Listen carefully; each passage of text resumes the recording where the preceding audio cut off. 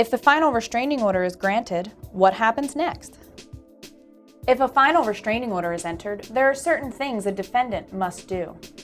The defendant will be fingerprinted and photographed. His or her name will be placed on a domestic violence central registry that is only accessible by court staff and police. They may also be ordered to pay a civil penalty that ranges from $50 to $500. They will also be restricted from ever having a firearm. Remember, obtaining a final restraining order is not a criminal matter and will not result in the defendant going to jail. If the defendant violates the contact provisions of the final restraining order, though, you should report that to the police and the defendant may be arrested. It is also recommended that you not have any contact with the defendant. If a final restraining order is entered, the judge has wide discretion to enter a variety of relief.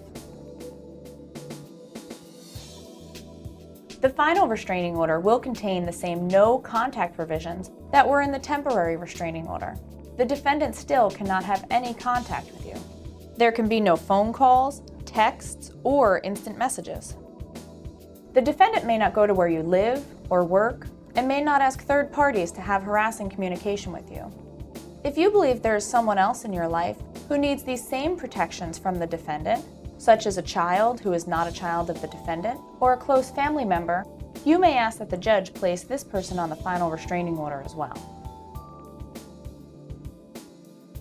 If you and the defendant share children, it will be presumed that you will be the primary parent of your children. This means that unless the defendant presents significant evidence that this should not be so, you will be the primary parent and the defendant may have parenting time. It is a good idea to think beforehand what specific parenting time schedule you would like the court to enter. This includes a specific place and exact times for pickup and drop-off of the children.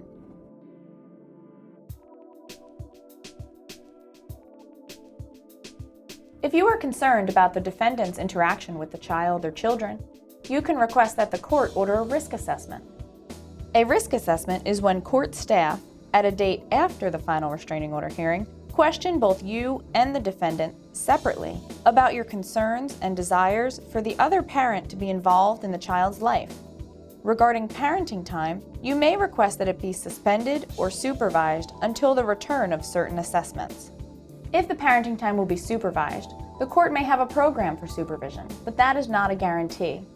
It is therefore a good idea to think beforehand if there is an adult in your life that you would trust to supervise the defendant's interaction with the children. If the parenting time will not be supervised, you should think about a schedule that is most convenient for you. The court will want specific pickup and drop-off times and locations. It is a good idea to think about the most convenient schedule for the children, as this is a very flexible concept. If your concerns with the defendant's interactions stem from a specific concern regarding the defendant, you may request that the court order an evaluation. The judge can order a substance abuse evaluation, psychiatric or psychological evaluation, batterer's intervention, or even parenting classes. The court may order that the defendant has to complete these programs before visits can begin or become unsupervised. You may also request that the court order the defendant to pay you child support. You should bring with you proof of your income. For example, your 3 most recent pay stubs or a recently filed tax return. The court will also want to know what you pay to provide your child with health insurance or work-related daycare. If you pay for these services, you should bring proof of those costs with you. The court will enter this information into a computer program called the Child Support Guidelines, and it will provide the amount for child support. The court will also order that these payments be made through the county probation department. If the defendant receives a paycheck, the judge should order that the child support be taken directly from the defendant's paycheck. This is called a wage garnishment, and you may request that from the court. If you and the defendant shared a residence, you may request possession of that residence. If the residence is solely in the name of the defendant and you are not married, the court may not give you possession of that residence for an indefinite amount of time. You may ask the court to grant you a set amount of time, a couple of weeks or months, to give you time to find your own place to live.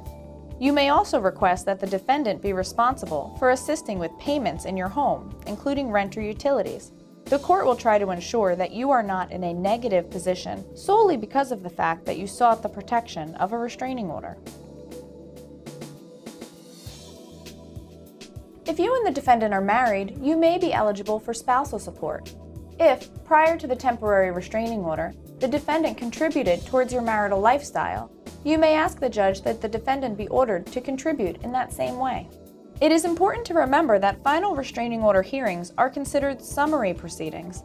This means the court is not going to conduct a full hearing on issues of relief, but enters an order based on the limited information available at the time. Therefore, it may be necessary for you to file for more detailed relief in the future. It is a good idea to bring paperwork reflecting your income and bills if you are requesting this form of relief. Please remember that the court is not aware of your entire situation. It is therefore important for you to raise issues that are important to you. If property damage was caused by the defendant during the domestic violence incident, you may ask the court for the defendant to reimburse you for these costs. For example, to repair a windshield or replace a broken piece of furniture. Also, if you paid any money in order to go to trial, you can request to be reimbursed for those costs as well, including copying costs and payment to obtain medical records.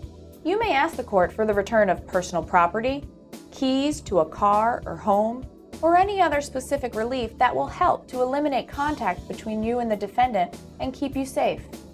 If you would like advice or possible representation at the final restraining order hearing, please contact the Domestic Violence Representation Project at Legal Services of New Jersey by calling 1-888-LSNJ-LAW.